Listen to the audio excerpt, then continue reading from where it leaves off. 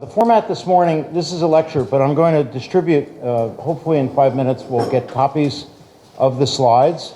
The slides were prepared by our colleague Roger Leeds, who's another SAIS professor and the co-founder of LAD. And Roger and I are doing an exchange this month. So I'm doing his lecture on finance, and he's doing my lecture on PPP. I'm doing this lecture in Tbilisi. He's doing my lecture in Bangkok, Thailand. So it's very international. And we've prepared both slides from a format point of view. Now, just as a way of introducing this subject, a viable and strong financial sector is essential for any long-term growth. It's not just the integrity of the system, but it's the functioning of the system. And if I was emphasizing something yesterday in PPP, it was that PPP skills and PPP learning give you a toolkit, not a template. Because so many PPPs are different, one from the next. Redoing the boulevard close by is a completely different idea than Central Park, but you have the tools and you can apply them. That's what we learned yesterday. But here we do need templates. In other words, a stock exchange should be a stock exchange. It should be, they should be similar in their fiduciary responsibilities. They should have certain characteristics. And we will go through the different institutions.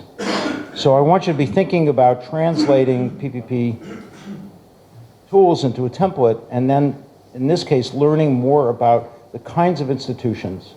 Then what we have to do is we have to think clearly about context. So Georgia is not New York. The New York Stock Exchange has a long history. It's changed over time. And here, the idea of an exchange is brand new. It doesn't exist yet. Well, it does exist, but it really doesn't function at a level that we can understand based on regular data and performance.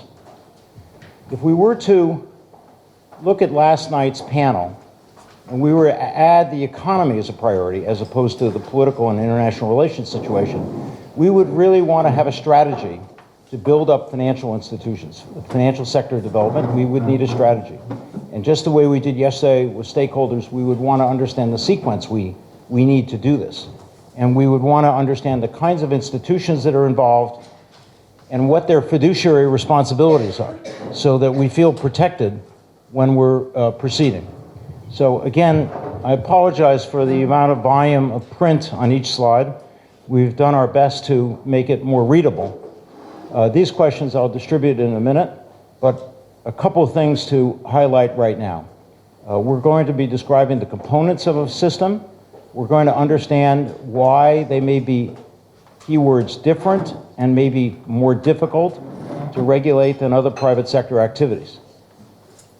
We want to have an understanding of what's the regulatory supervisory structure. What is a country comfortable with? We're going to make some assumptions here that corruption is not going to infiltrate the financial sector. That doesn't mean that that's true, but let's use it as an assumption so our minds can think more clearly. We want to understand how to link directly financial sector development to the pace of economic growth and other benefits, including helping people rise up from poverty or from working levels to middle class and beyond. What are the building blocks for the financial sector? And why are we doing this? Why is it so critical to do this, to achieve success in financial sector development? So I think this is very comprehensive, and it will take time. I want to make one qualitative comment. Every time someone tells me that the work they do is complicated, it's very strategic. These are policy issues. And if only you could understand, I'm immediately alert to the fact that this person can't explain what they're doing clearly enough. That they think that by describing something as complicated, that maybe it's above my level. So we're not going to do that today. We're going to assume that if you can't understand it, then I'm failing. Why is financial sector development and regulation harder than pharmaceutical development and regulation? One has to do with making an investment. Your consequence is you lose your money if it's not properly regulated. The other, the consequence is you lose your life. So we want to have a perspective about what institutions should be doing and what does it mean in terms of your personal security as a citizen of a country. So we're going to describe a system, then regulation, and then development. In terms of the system, these are interconnected components. It's a coincidence that it's the same shape up here. Yesterday we had public value. Here we have the institutions. They're supported by policy, and they're supported by markets. It's a really simple schematic. Policies and markets. Now, policies without markets, it's a non-functioning financial institution. Markets without policies, it's an ungovernable system. So that balance is important. Who are the players? So the private sector consists of the banks, mutual funds, intermediaries, including unregulated partnerships, many times called hedge funds. You have many requirements: securities laws, accounting, capital adequacy, foreign exchange management.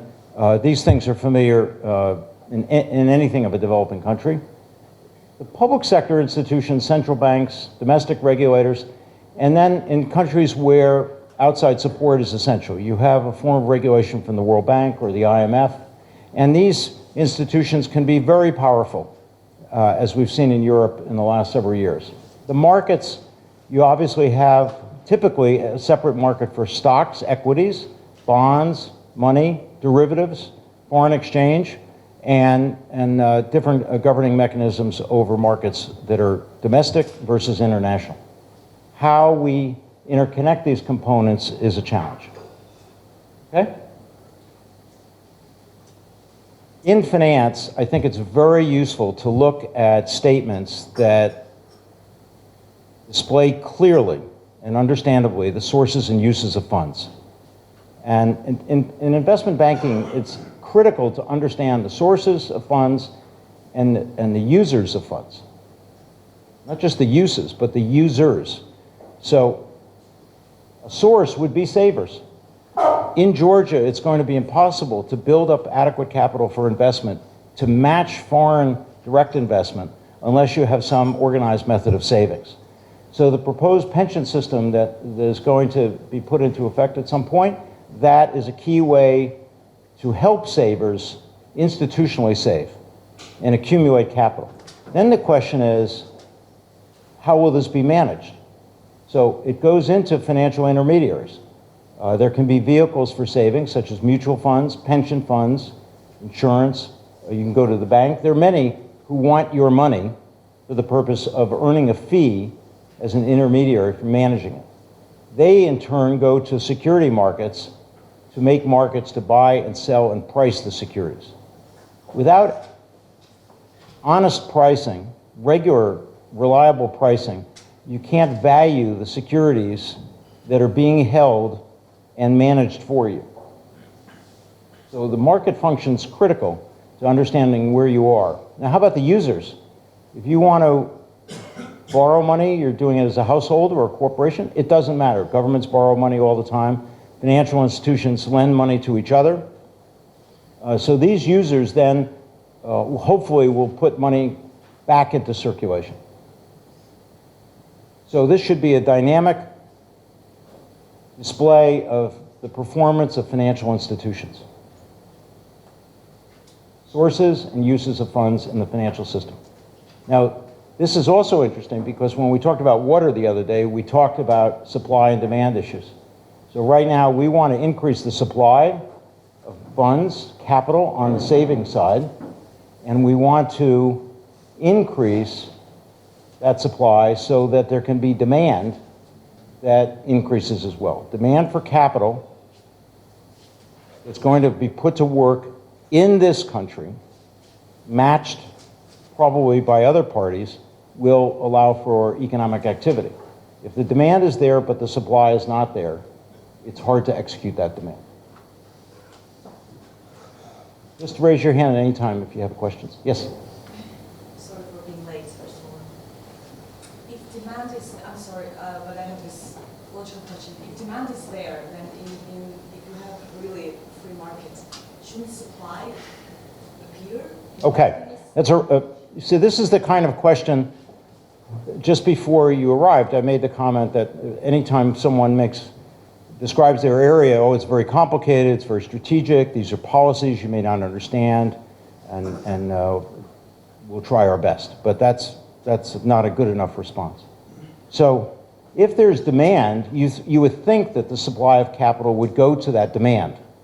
But when we looked at public-private partnerships yesterday as a subject, we talked about bankable projects. In other words, is a project suitable for investors? Does it meet criteria in terms of adequate cash flows that allow after for there to be a positive result? The net amount would be used to service debt. So if the users are saying that this is what I need money for, but investors and savers say your idea of using money is not a sound economical proposition, they're not going to put savings there. Now that should be true if I'm a citizen of Georgia or a citizen of England wanting to invest in Georgia. There are investors all over the world looking for markets that are going to grow at above average rates and that have sound institutions. Everything that was stated by Frank in the opening lecture is very important for sound financial markets. Value of contracts, all of these things. So let's say Georgia has these things. How does it attract money? Is it only because it has needs, or are those needs financially sound? Okay? What are some of the functions? Now we're using the word key functions here. Doesn't mean that it's comprehensive, but it's a long list. We definitely want to motivate people to save. We want to use investment products. We need a way to clear and settlement. There's the mechanics of the securities industry. If you're going to sell this to me, we did this with water the other day, $10, remember? Who could forget $10? You're going to sell this to me, but you're using an intermediary, so you're handing it to your intermediary, and then the intermediary hands it to me. There's a settlement process that this goes through. And that's where the security electronically is matched with cash and settled. Now, when I started in the securities business, it was not all electronic. There were many, many countries in the world, and I visited many of them after the stock market crash in 1987, that had paper systems, including Thailand and many in Europe. I went to Milan 9 times one year because we were trying to get them to improve their system. If securities do not clear and settle in a timely fashion, the system can get stuck. People don't know what their positions are, and you may not be able to get your money. So by selling this, Nana expects absolutely to get cash in return in her account within a well-defined period of time. And if she doesn't, maybe she's already used that cash to buy something else. So then that second transaction is held up. Price discovery. What is the price that the financial system tells you is reasonable? Right now, we really don't know, honestly, the price of many securities because the pricing influences, interest rates, are being managed by central banks. Or there may not be enough liquidity, so the price right now, if I'm trying to sell something, will be lower than I think it's worth, or if I want to buy it, it could be higher. So price discovery is usually done by intermediaries. It's a very complex system, and it is one subject to manipulation. We want to see the system produce liquidity. If we want to sell this, we want to be able to sell it. We don't want to have to wait a month to sell it. That's why real estate can create a crisis, because selling real estate is time consuming. And whenever the type of investment that's subject to a sale or a purchase is unique, like a house is unique, that means there's a separate pricing process, and that takes time. Also, there can be separate documentation. How do you monitor financial performance? Without some system that tells you where you are and how you're doing, or if you're using a manager, a professional manager, how they are doing, it's extremely difficult to rationally be in markets and invest. So these things also require other considerations. What's your cost of transacting securities? Or going to the bank and using an ATM. So if I come here and I want to take out local currency, I'm going to be charged a transaction fee. At the airport, there's foreign exchange, a transaction fee. Why do most of us try not to exchange money at the airport? Because the transaction fees are very, very high as a percentage of the assets. That's how you measure transaction fees. If they're 1% or 2% or 5%, that's an incredibly high. How about 1/10 of 1%? The transaction fee directly cuts into your return. So if you want 100 euros and you're only getting 95, you've given up 5 euros for the transaction fee.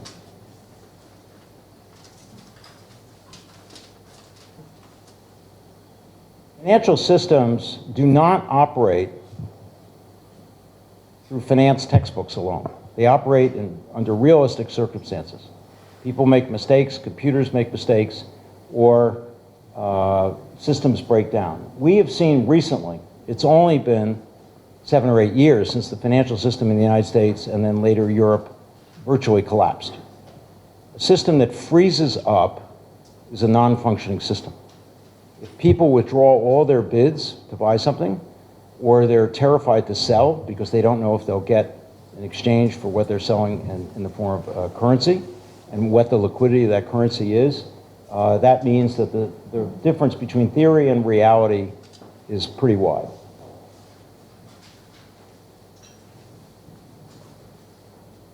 The private sector does everything.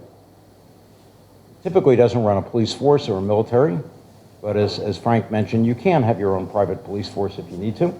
But here, generally, a financial sector that's operating is very far-reaching. Everybody can have access to it if they have a means. Sometimes the poor do not participate in a financial sector, particularly in emerging markets.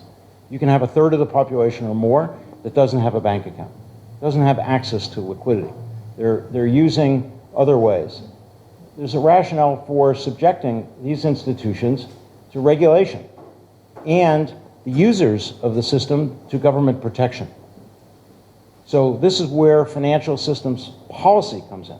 Should we protect the players? Or are they adult players and they're sufficiently sophisticated to know that they're at risk? Most political systems try to have some type of protection for investors, savers, and banks so that they don't lose their investment if the system fails. I'd say it's an objective, and the size of the objective can vary based on the size of the economy and policies toward regulation. It's unrealistic to expect that governments are fully capable of eliminating all risks and misbehavior. So you go in understanding that there are risks. There are risks from crises, from financial instability. Clearly, last night in the panel, the Night Owl session, there's all sorts of talk about Russia. It's amazing. I've heard more about Russia recently than I've heard in quite a while. And Russia's always in the news. But I don't have a Russian military 20 miles from here.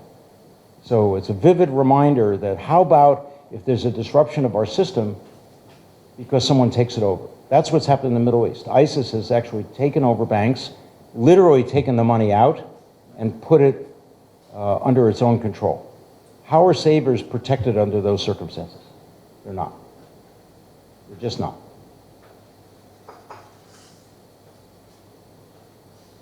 Regarding regulation, here we get into the different and then later the difficult, those two words.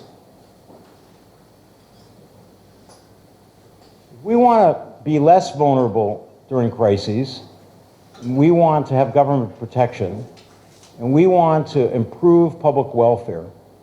How does the financial sector perform those objectives in mind? First, this is a really important word, custodian or fiduciary. The financial sector must have fiduciary responsibilities. If I'm a fiduciary of a bank, of savings, or of a mutual fund, literally in my contract it might use the words safekeeping. I am there to protect the assets held under my responsibility. The entire mutual fund industry depends on this, no matter where it's located. If the fiduciary is not adequate to protect the assets, then they need to be changed. You have to evaluate fiduciaries. Every country should have fiduciary institutions. Do you trust them? Is it possible for someone owning or running a fiduciary institution to go in past procedures and take money out? That's a crime. That's stealing. But is it possible? Because sometimes that money may disappear, and what can you do about it? So the reliance on the private sector, this is where we're different. Private sector for the execution of government monetary policy and the custodial function, that means that the government is not performing this function. There's nothing wrong with the private sector doing this as long as the policies, protections, and penalties are clear. If you're dependent on leverage for profitability, that is inherently unstable. Well, what I mean by that is if I want to buy something for $1 million, one of the buildings on the thoroughfare, I have no idea what they cost, but let's say there's some building that costs $1 million to keep the math simple, and I only have $100,000 in cash to buy it. That means the balance of the purchase has to come in the form of a $900,000 loan. So I have $900,000 per $100,000 of investment, and that's a leveraged loan. But how about if I only put up $10,000 and the rest was borrowed? That would be 100 to 1, highly leveraged. Now, if the price of that building goes down from $1 million to 900,000, and I only have 10,000 involved, my equity is wiped out, I still owe the debt. So if I've borrowed, let's say the original 900,000, it goes down by $100,000, I don't have any value left, but I still owe the 900,000.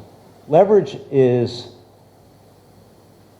a concept that very smart people have been able to make highly unstable through derivative securities, mathematical formulas, and this means that there are characteristics where all of these interconnected potential failures in the system, that's what happened in 2008 and 9, can create a contagion that can spread from one institution to another.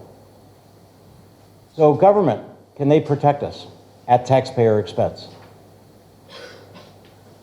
In emergencies, usually they can. In the United States, the system actually worked well in terms of the regulators maybe not doing their job before, doing a job eventually. All right. Now we talk about, is this difficult? Well, a lot of the system does not have to be transparent. In Georgia, we know what it means not to be transparent. If a system is not transparent, maybe the friends are taken care of first.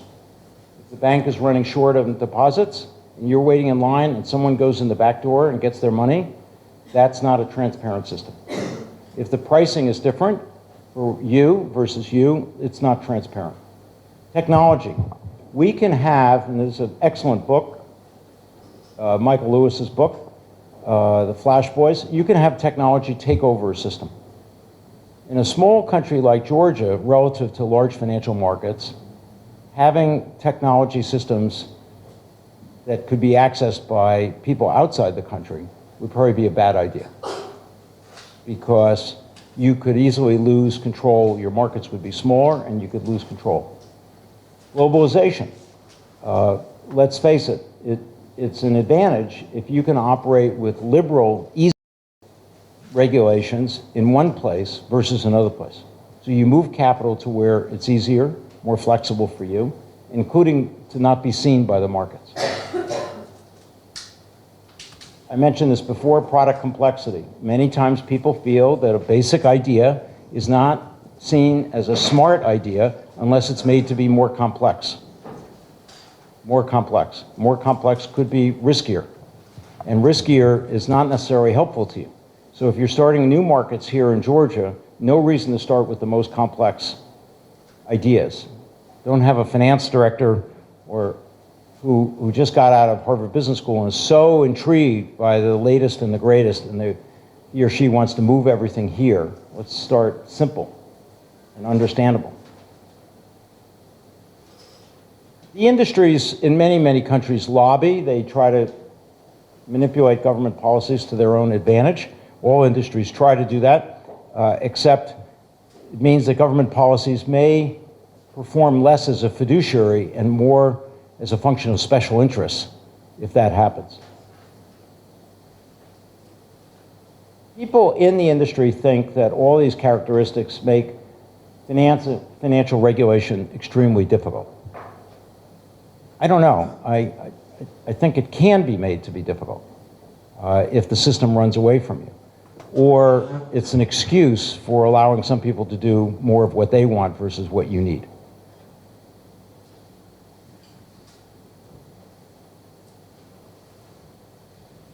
You don't have the same level of information, what we call asymmetrical information, from one place to another. That hurts stability. And governments, while they're well-meaning and they want to monitor activity, they often don't pay enough to hire the people with the expertise to do this job. So the same way highway departments sometimes don't use test equipment to measure the strength of their road systems from an engineering point of view, security regulators may not hire people to measure the strength of the financial system to make sure structurally that it's sound. So therefore, the government capacity could be low in the financial sector relative to need. So this is another context issue here in Georgia. If you're going to build up the financial sector here, and apparently the banks are already performing well, they're credible enough in 2 cases to be listed on the London Stock Exchange, you want to find that you can do this where there's a reasonable match of the financial regulatory system to the size and complexity of the financial sector. So therefore, government's capacity to regulate and have policies needs to be reasonably synchronized in terms of quality and size of the capacity of government versus the private sector. Regulatory challenges involved. Industries are often fragmented.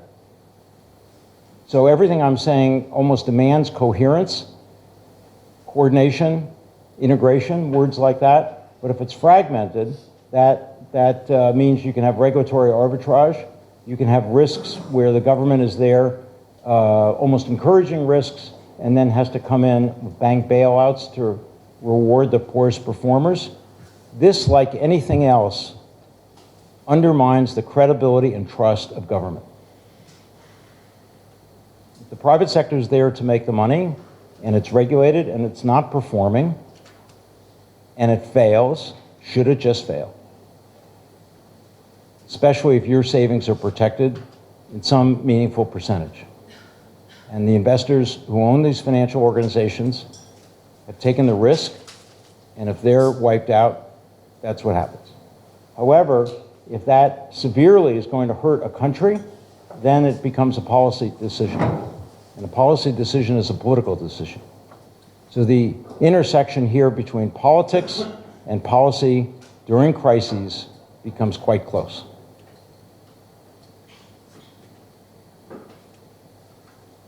And that's why politics and the regulatory structure use well-financed functions, especially in the developed world, to influence regulatory outcomes.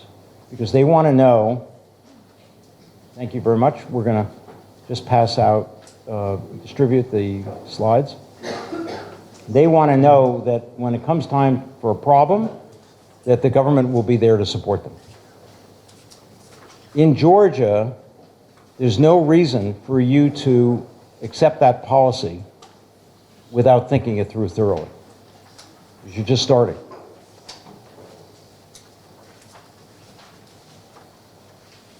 I think in terms of regulatory challenges, the biggest one is human capital. The regulator's job is, again, I'm repeating this, you've got to find the people who understand this and who are willing to work here and do things without any influence or corruption, so that your country's system is protected. So the challenge is complicated because there are different mindsets of stakeholders. Stakeholder analysis in financial sector development is no different than it is in parks or any other area. You have to understand who the players are. Policymakers, regulators, all the different finance firms. This is listed early on in your chart in the beginning, under the sources and users of funds, pardon me, where you have all those private firms. They, by grouping, can be stakeholders.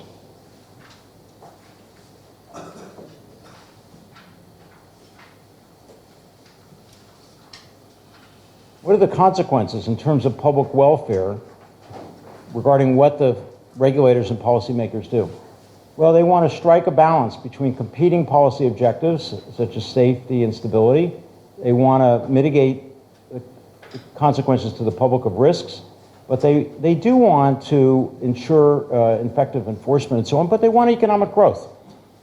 Sometimes this list of primary responsibilities aimed to protect the public welfare can create nothing but obstacles.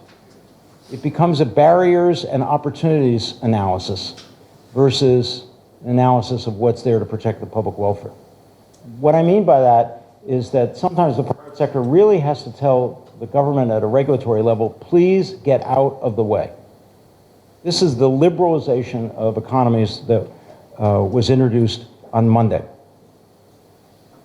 And this involves many areas of regulation. Financial sector is just one.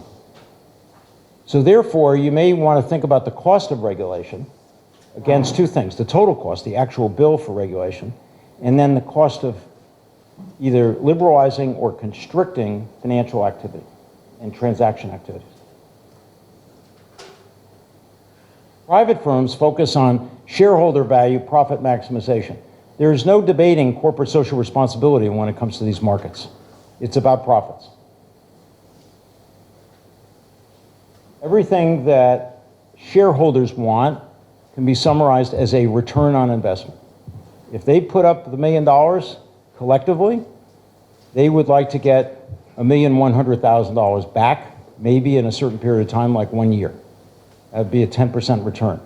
Everything you do to lower their return by spending more money, reducing their return, will deprive them of value and profit maximization. So again, the public can be hypocritical regarding this. They want to be protected, but they want returns. So as you're entering your pension and savings program idea here, you want to think about how will I get my money back, but how do I maximize return? If the pension funds that are the result of savings in Georgia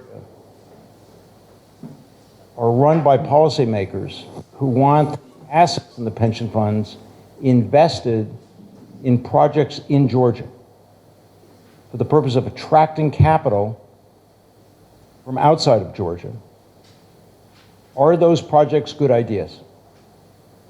So if in downtown Tbilisi you decide to put up a soccer stadium just because you have the money, but soccer stadiums may not make any money, would that be a good idea in terms of giving your pension funds as investments a return? Depends how risky it is. All of these things are subject to analysis, absolutely. But many of these decisions can also be subject to political analysis. We want this public project, and the return may be low compared to what you want as savers. So even though you want certain things for the country, you also want returns for your savings.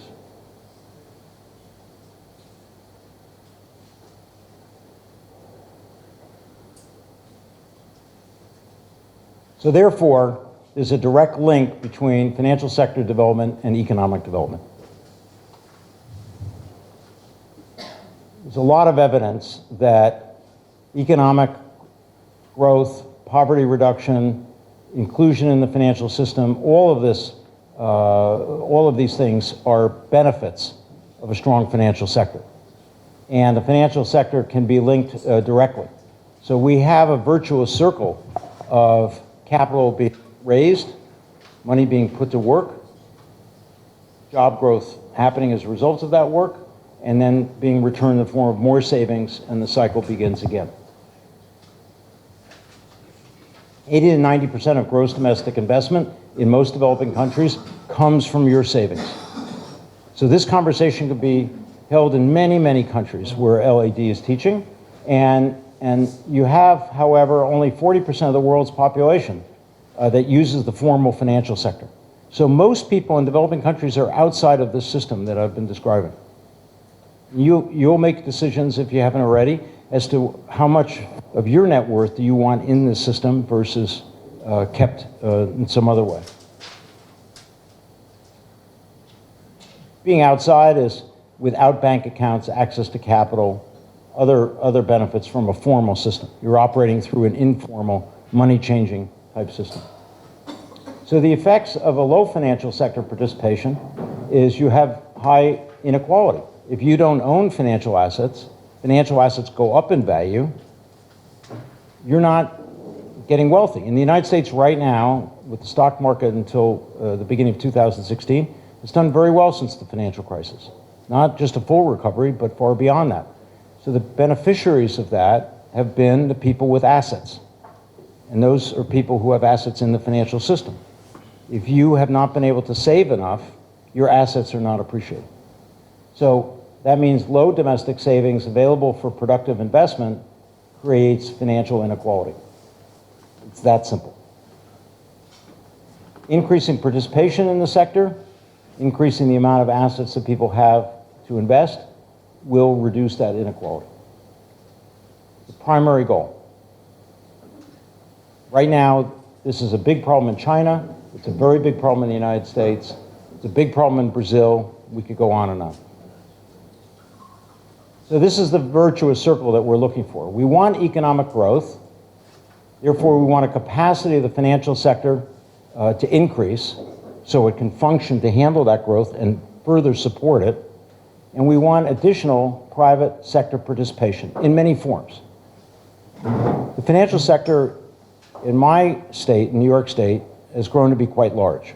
However, its impact on employment has actually been reduced because the machines, computer systems, can now do a tremendous amount of the work that used to be done by securities professionals.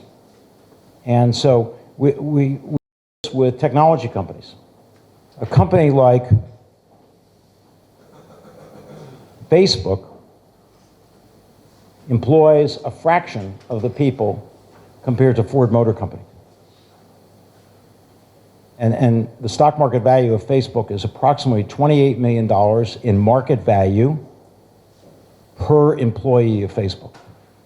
Where Ford Motor Company, it's about $250,000. So therefore, the role of technology in Facebook in producing profits is significantly greater than any other company. What that means in practical life is that each of those employees has the chance, if they own stock, to be very wealthy. But total employment contribution by that company, Facebook, to the country is low. In the financial industry, a goal has been to lower employment so that those who work there can make high income and to find ways to substitute for labor. So financial sector development does lead to an increase in employment early on because you have government employees, regulators, policymakers, and private sector. But eventually, if the system becomes technology integrated and driven, that employment will peak and start to go down. But the people who work there might be better paid as a result. The key, though, is not the employment objective. Does it get capital to the users of capital? Instead of the financial sector being an objective for economic growth all by itself, Does it get capital to the places where it needs to, like manufacture or agriculture? Or easier to finance education? Governments can interfere in this process. They can limit competition and therefore repress market forces. If the banks are owned by the government and bank lending policies are determined by the government, then we really don't know the system of lending. We don't know where interest rates should be if the central banks are highly regulated and separated from market forces. That's what we have going on in Europe right now and still in the United States. There can be stronger or weaker capital controls. And you can have preferential sectors. So we want to support in Georgia the winemaking industry. Let's put more capital into it. But we already have too much capacity in the wine industry. Why would we want more capital? Let's repurpose some of that land. That's another thing. If some properties are taken off the market because water has to be conserved, we talked about the other day, that's a form of directing investment to other areas. Let's say foreign institutions are better than Georgian institutions. They're in this country already. Do we give them a different status to operate? Because their costs may be lower. All of these are possible obstacles to being virtuous in terms of what I was describing. And this is definitely true in China and many African countries. Roger Leeds has a lot of experience in Africa. I only have a little. But certainly in China, the banks that are state-owned enterprises, SOEs, state-owned enterprises, have a huge advantage. Their return on capital can be lower because the state owns them. And they have development banks. The China Development Bank is the largest in the world, easily $1.3 trillion in assets. It's gigantic. And it can invest in China domestically. So it's a direct competitor to financial institutions. Domestic interest rates may be kept very low in order for money to get into the system, but that hurts savers. This is our problem in the United States right now. Savings returns are very low because of the management of interest rates by the Federal Reserve.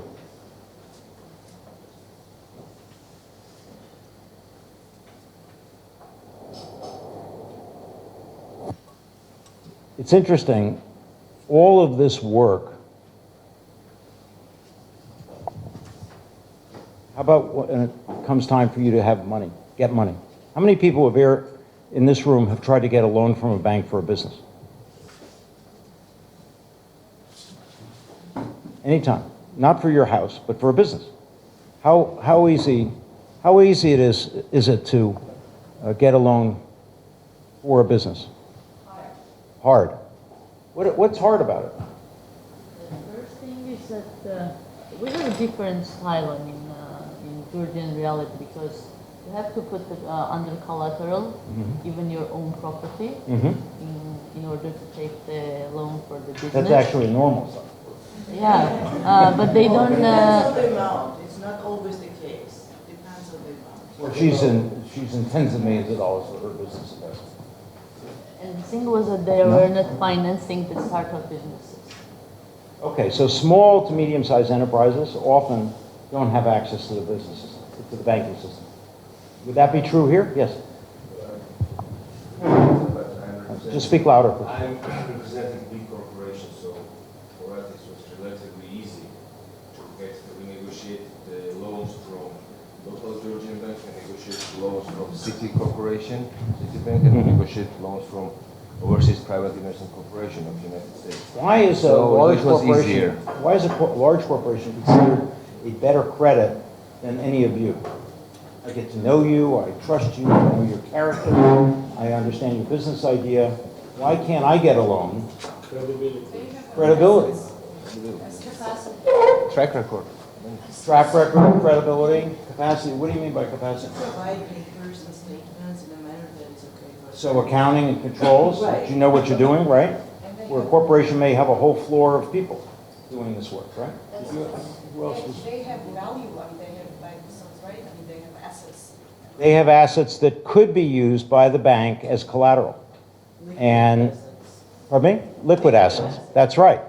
So they may have raised money in the debt market and not used that money for spending, but it increases their available capital possibly. So I want to ask my friend here, if I were to negotiate with a bank in Georgia, how would I do this? If I wanted to start a business with 10 people in this room, what would be my strategy to get a good deal from a bank in Georgia? First, we would show a good business plan, viable Good business. business plan. Then you would put up a collateral twice as much as your the loan you want, and then we can start negotiation. Okay, so I don't know if everybody could hear that, but it starts with the business plan, then you put up collateral, which would be twice the amount of the loan. So the simple common sense question is, if I have enough money for twice the amount of the loan, why do I need to borrow from you? Right? The bank is simply lending using your money. They're going to say, give me all this, let's say you want $100,000, and you have $200,000 of collateral. You put the $200,000 in their bank in account A, we'll call that savings, and in account B, it's a loan, and they hand you $100,000. They hold on, just in case, to your $200,000. But you are establishing credit. The banking system is giving you a chance to perform. See if you meet the loan standards by paying interest on a monthly basis, et cetera. And how's your business plan doing? Let's say your first business plan is a success, then you come back. However, most of the companies that are able to get the loans in developing countries are larger. Therefore, the people who control them have advantages. You can have companies go to equity capital markets and raise money. But there you need a developed market. But you can have private equity markets, such as venture capital, that serves the same function. What you're looking for is a pool of capital that is available to support economic growth. It doesn't have to be through the banks alone, and it doesn't have to be through the equity markets alone. The third obstacle to this virtuous circle is weak governance. And we've talked about this, if professional self-regulation is not yet in existence because there's not enough history, then government has to do it, but government needs the people, it needs protections, it needs a court system or a regulatory system. This takes time to develop. An alternative is to do it on a self-regulatory basis, and this can be very successful. You also have a form of regulation that helps you prevent perversion. If there's good corporate governance, then the money is not misspent on corporate jets or fancy apartments or dinners in Tbilisi or trips to London. So the behavior internally is not just about reputation risk, but about sound financial and risk management. And the financial markets, to the extent that they are transparent and people can get in who should get in, not with criminal records or who have violated things in the past that would be objectionable. Again, these can be good or bad forces. It's a common sense rule. You'll know when it doesn't make sense. I was listening last night to the discussion. I felt that I was on this panel, but I wasn't on the panel. I felt that the panel was so focused on immediate political concerns that long-term economic planning was just not a priority. It was very difficult. And I asked some of the panelists afterwards, and they said, that's the reality here. To do this type of work, financial sector development, you need political will. You need political leaders who have an interest in getting this done. Now, clearly, after the financial crash in 1987, it's worth reading about, a lot of governments in Asia had to get their act together because they couldn't conduct security transactions and foreign exchange at the same time. Countries that adjust their currencies Any country that's trying to interfere with the markets has unfortunately lost credibility. So macroeconomic performance, that's another factor. If your market is competitive, if your currency is stable, you have price stability and fiscal stability. Therefore, trust and credibility of the institutions, what I was mentioning, solid long-term assets, that means that people are more willing to invest. And that can affect the progress of financial sector development. Lots of things that would make sense. Talent and depth of human capital, media that can report what needs to be reported. I was interviewed yesterday. I was very impressed by the reporter, very knowledgeable, very disciplined in her interview. And that you have an enforcement function. There's a big debate in the United States. The entire financial crisis, you didn't have one CEO go to jail for taking down trillions of dollars of losses, bringing down trillions of dollars in losses. Who is impacted by enforcement? So you can have a checklist. In the back of your papers, there's a checklist, and it shows for your country. Doesn't have to show perfectly for Georgia, but let's say that it's reasonable. You have a supply side, domestic savings, and a demand side, an availability of short, medium, long-term debt, equity, and consumer finance products. It's a very simple list. Short, medium, long-term debt and equity, consumer finance products. You have a safe payment system, fiduciary. You have competition, standards of financial reporting, and a credible legal and enforcement environment. This is a very good checklist. And that's the end of the lecture. So what we should do now is have questions, leave the checklist up, and questions that pertain to experience in Georgia. And because we started 5 minutes late, we have 10 minutes for questions. Yes? I have one comment followed by a question, and I would like to put it in the framework of PPP, so please help me. Oh, I'm very comfortable with this. So, the financial system development is followed in the companies, and as a result, it gives the overall economic performance and the poverty alleviation. That's absolutely true. But if you take the case of Georgia, it's from early beginning of the first decade of this century, quite recently, the GDP growth was quite from 7% ranging to 12% consecutively for many years. But it was mostly based on the good performance of the financial sector, and this wasn't adequately translated into the welfare of the average general population. It was, but not adequate. So there's evidence of benefits, but not, let's say... So GDP was growing, but it was marginal translation. Okay. It was a Gini. I'm sorry, what did you say? Gini ratio was pretty high. Okay. Gini is around 0.4, which is still falls in OECD ranges. It's still okay, around the level of Chile. So So far, so good. So I found that I was thinking about this, and it's mentioned that obstacle to financial virtuous circle is that banks were averse, they had aversion to lend to small and medium enterprises.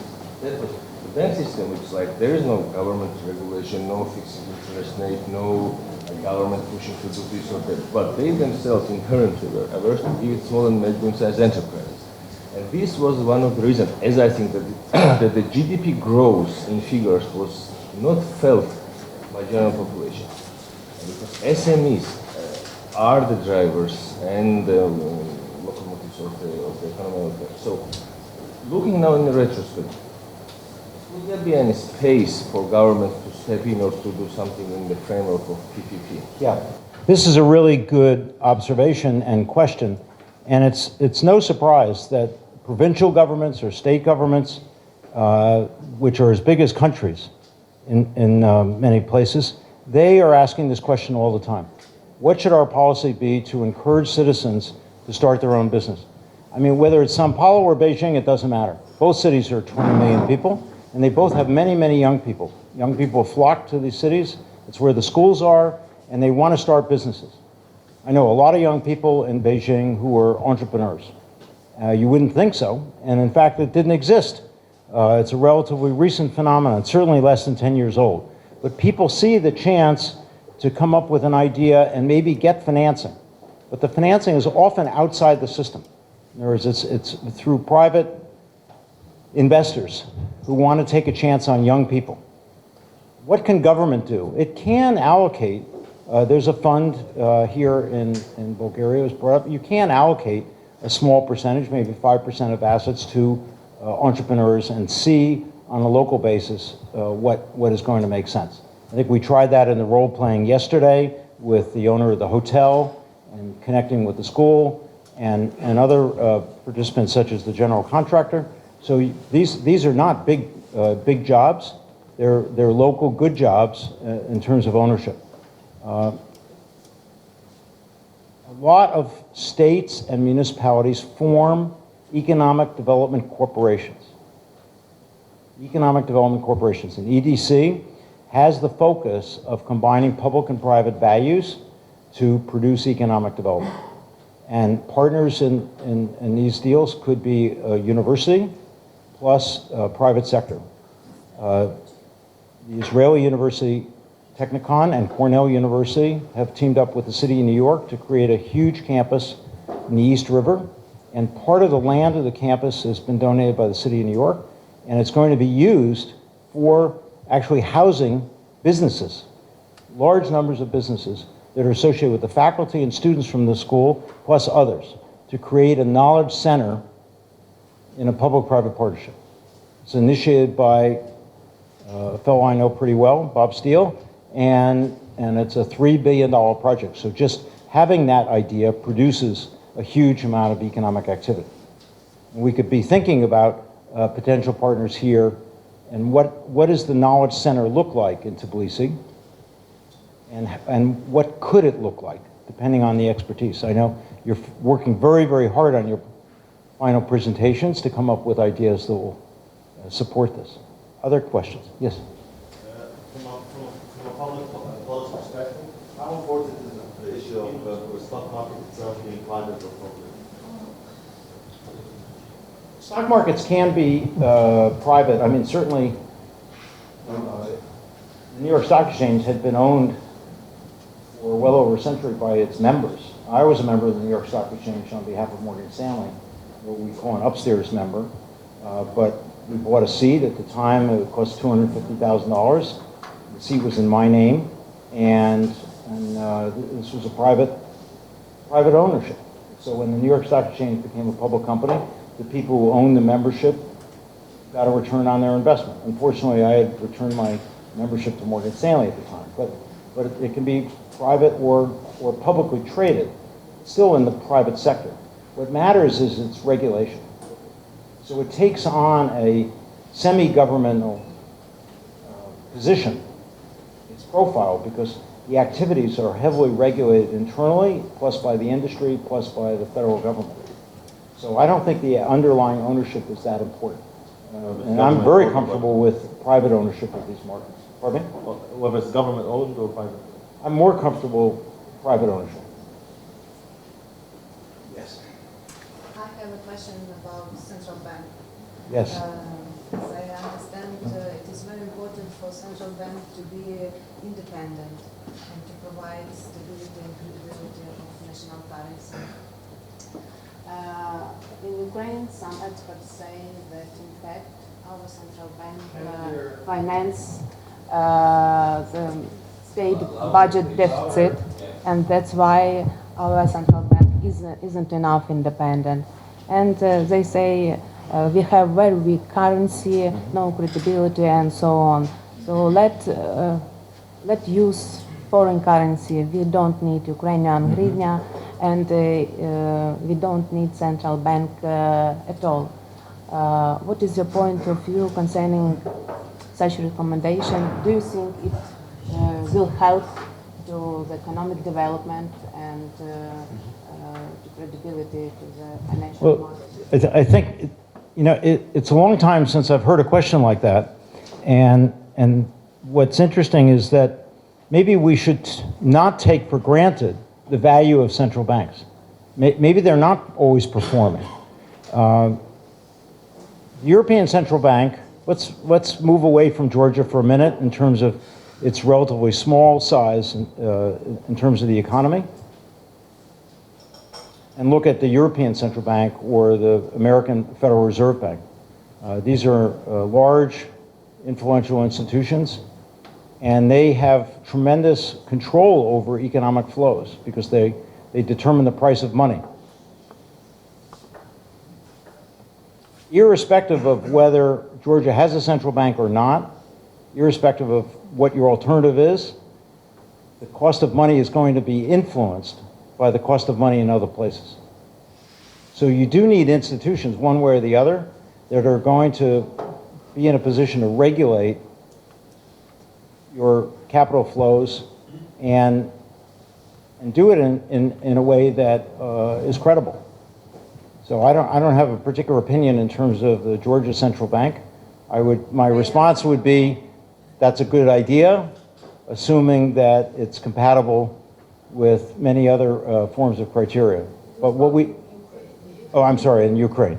Thank you.